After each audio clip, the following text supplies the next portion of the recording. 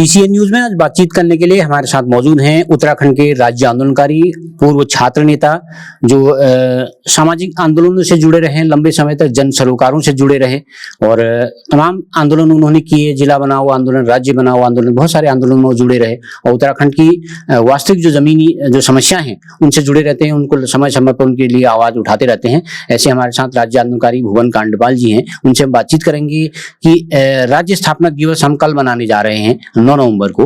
तो वर्तमान में क्या स्थिति राज्य की है, किस तरह से जो सरकार की नीति है, नियत है, उन पर वो कितना अंतर वो देख पाते हैं, क्या सुझाव वो सरकार को देना चाहेंगे। अब तक की जो हमारा जो संघर्ष है, क्या जो हमारे राज्य आंदोलनकारियों की जो मूल अवधारणा थी, जो हमारे शहीदों के सपने थे, क्या वो साकार हुए हैं, किस तरह से स्थितियां बनी हैं। सर पहले तो आपका स्वागत है हमारे चैनल में। धन्यवाद पांडे जी, आपने आज चैनल में हमें मौका दिया है और जो आज की समसामयिकी है, इस राज्य की जो दशा और जो स्थितियाँ यहाँ पर आज बना दी गई इन राष्ट्रीय पार्टियों ने, बहुत शर्मसार है। हमारा जो भविष्य है वो विचलित हो रहा है। वो तमाम सपने उसने राज्य बनने के बाद या राज्य बनाने में जो उसकी भूमिका रही, सजोए थे, लेकिन उसको हासिल कुछ भी नहीं हो पा रहा है। सर मैं आपसे ये जानना चाह रहा था कि जब उत्तराखंड राज्य गठन हो रहा था, उस वक्त पलायन एक बहुत बड़ा इश्यू था। 94 का आंदोलन हमको याद है, तो उस वक्त ये बात थी कि पलायन जो है कैसे रुकेगा, गाँव से लगातार पलायन हो रहा था। लेकिन हम 20-25 साल में हमने देखा है कि पलायन बढ़ा है। तो आप कैसे देखते हैं, क्या सुझाव आप सरकार को देना चाहेंगे? एक्चुअली में इसमें ऐसा है, जो कॉन्सेप्ट थी राज्य बनाने में, जो एक चिंता थी, जो एक पीड़ा थी, उसके अनुपालन में कोई भी कार्य यहाँ पर नहीं हुए हैं।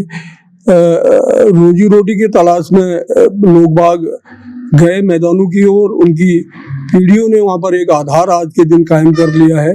गांव घरों में रोजगार का यहाँ पर कोई साधन नहीं रहा, तो एक इकोलॉजिकली जो हमारा सिस्टम है उसमें सामाजिक है, आर्थिक है, राजनीतिक है और धार्मिक जो भी हमारी वो रही हैं कार्य करने की, तो उसमें हमें हासिल कुछ नहीं हुआ। जो हमारी पीढ़ी वहाँ मैदानी भागों में आज अपने रोजगार को आगे बढ़ा रही है, अब क्योंकि यहाँ पर तो साधन रहा नहीं उस ढंग का, लेकिन वो यहाँ आने के लिए भी अब तत्पर नहीं है, क्योंकि सरकार की योजनाएं ही नहीं है उस ढंग की। तो पलायन उस पीढ़ी से था तो आज तो को बराबर जारी है। जी। एक सर दूसरी समस्या हम ये देखते हैं कि जंगली जानवरों का आतंक हाल के वर्षों में बहुत ज्यादा बढ़ा है। पहले तो गांवों तक ये समस्या सीमित थी, अब हम देख रहे हैं कि शहरों में भी गुलदार का आतंक शहरों में है, बंदर इतने ज्यादा हो गए हैं तो लोग खेती से भी मुंह मोड़ रहे हैं। तो कैसे एक समृद्धशाली जो उन्नत उत्तराखंड की आपने जो कल्पना की थी, तो कैसे ये क्या कुछ हो पाएगा इस मामले में? वास्तव में जंगली जानवरों का तो एक तांडव जैसा मच गया है इस राज्य में। पहले दिनों में हम देखते थे इक्का दुक्का एक झुंड आता था बंदरों का, वो भी एक जंगली अवस्था में रहते थे, क्योंकि हमारा जो सामाजिक ताना बाना है तो उसी के सापेक्ष जो प्रकृति द्वारा प्रदत्त अन्य जीव हैं उनका विचरण भी रहा है हमारे इन जंगलों में। तब इक्का दुक्का ही जंगली जानवरों का यहाँ पर आवागमन रहता था, उनमें खासकर बंदरों का। तो सही ही आपके शुअर वगैरह हो गए हैं। इनमें आज के दिन जो एक पॉलिसी गवर्नमेंट ने बना दी है, जो 1980 का जो ये वन अधिनियम है, इसने जकड़ के रख दिया है व्यवस्था को। तब तो लोगों को जंगलों से अपने दैनिक उपयोग के लिए, चाहे मकान का निर्माण उसकी इमारती लकड़ी का हो, तमाम चीजें मिल जाया करती थी। लेकिन आज नियमों में इतनी जटिलता उसमें डाल दी गई है कि लोग बाग अपनी आवश्यकता की जो सामग्री है इन जंगलों पर जो उसकी निर्भरता थी वो प्राप्त नहीं कर पा रहा है। और जहाँ तक इन जंगली जानवरों से निजात दिलाने की बात है, तो इसमें सरकार द्वारा बहुत तरीके से गंभीर प्रयास करने चाहिए। इन्होंने एकमात्र इसमें खाना पूर्ति जो आजकल एक सिस्टम बना दिया, बंदरों को पिंजड़े में बंद करके उनका एजेंसियों के द्वारा वो दे रहे हैं, लेकिन उसमें हो क्या रहा है, यहाँ से पकड़ रहे दूसरी जगह चले जा रहे हैं, उनको डाल दिया जा रहा है और उससे हो कुछ नहीं रहा है। अब इसमें इन्होंने एक फॉर्मेट जारी किया था कि इनको हम बदिया करेंगे।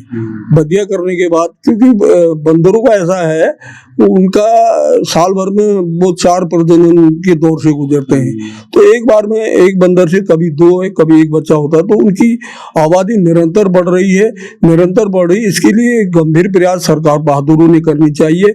उसमें जो थोड़ा बौद्धिक स्तर जो हमारे उत्तराखंड का है, एक इंस्पेक्टरी तरीके से नहीं, जनता के हिसाब से इसमें इन्होंने कार्रवाई करनी चाहिए, इसको अमल में लाने की कोशिश करनी चाहिए।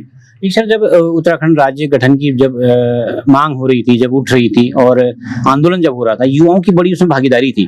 युवाओं ने इस आंदोलन को मतलब प्रचंड रूप तक पहुंचाया। उनको एक रोजगार की मांग थी। उनको लगता था कि जब लखनऊ में बैठकर हमारी पॉलिसी बनती है तो हमारे लिए कोई स्थान नहीं बनता है। उनको रोजगार की बात थी, रोजगार को लेके उन्होंने आंदोलन किया। तो आप क्या देखते हैं इन 20-25 सालों में क्या रोजगार युवाओं को मिल पा रहा है? क्या किस तरह की स्थिति आप देखते हैं? उस दौर के युवाओं की इसमें जो भागीदारी रही है वो भविष्य को तलाशने के लिए उसने इसमें अपना सर्वोपरि अपना योगदान दिया। लेकिन बाद के वर्षों में जो सरकारें रही हैं ये आखिरी जो समाज का व्यक्ति उसको फायदा पहुंचाने का एक हमारा प्लेटफॉर्म बनने जा रहा था, उसका इन्होंने इसमें बहुत तरीके से उसका शोषण किया है, उसका दोहन हुआ है।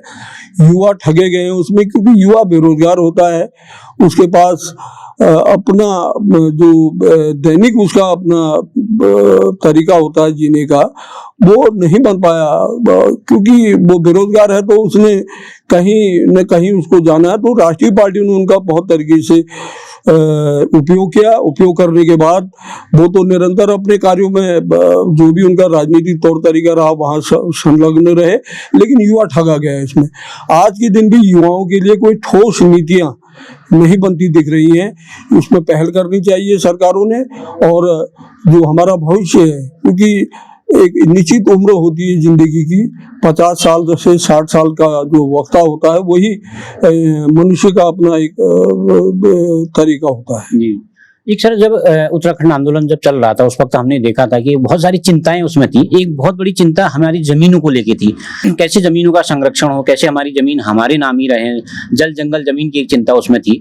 तो अभी हाल ही में हम देख रहे हैं कि यूथ भी बहुत आंदोलन कर रहा है कि एक सशक्त भू कानून की मांग उठ रही है। तो आप कैसे देखते हैं इसको सर? एक्चुअली ऐसा है, इसमें जो तमाम राज्यों को लेकर ये संघ होता है, भारत संघ है हमारा, तो संघ में सेंट्रल गवर्नमेंट की जो पॉलिसियाँ होती है वो नितांत सबके लिए होती हैं, लेकिन गाय बेगाए स्टेट गवर्नमेंट है इसमें परिवर्तन करती है। अपनी जो जमीन संबंधी मामला हो, राजस्व संबंधी मामला हो, इनमें वो करते हैं, परिवर्तन करते रहते हैं। 1893 का जो विकट बंदोबस्त था आज तक इस देश में अभी तक फॉलो नहीं किया गया है, दोबारा नहीं आया है। और उसमें खासकर ऐसा है, हमारे पर्वतीय क्षेत्र में छोटी जोत की जमीनें यहाँ पे हैं, बीच बीच में तराई भाबर को लेकर लोगों ने कयास लगाए और सरकारों ने उसमें आगे बढ़ने की कोशिश भी की। लेकिन हमारे यहाँ फर्स्ट ऑफ ऑल चकबंदी का नियम हमारे यहाँ बहुत हानिकारक है, क्योंकि हमारी जो जमीन है बहुत छोटी जमीन है, यहाँ पहाड़ में बहुत बड़ा काश्तकार नहीं है। तो 1950 वाला जो हमारा जो मोमेंट में आज ये दुनिया भर का हो रहा है लव जिहाद, और उसे जोड़ के बात कर रहे हैं, हमारे यहाँ नेता ये राज्य जो हमारा जो है बहुत शांत राज्य है। यहाँ पर जो भी बेचैनी जो भी हलचलें होती हैं सरकारों द्वारा, पार्टियों द्वारा प्रायोजित होती हैं। तो हम जनता को लेकर कोई कार्य नहीं करते हैं, ऐसा महसूस हो रहा है आज के दिन।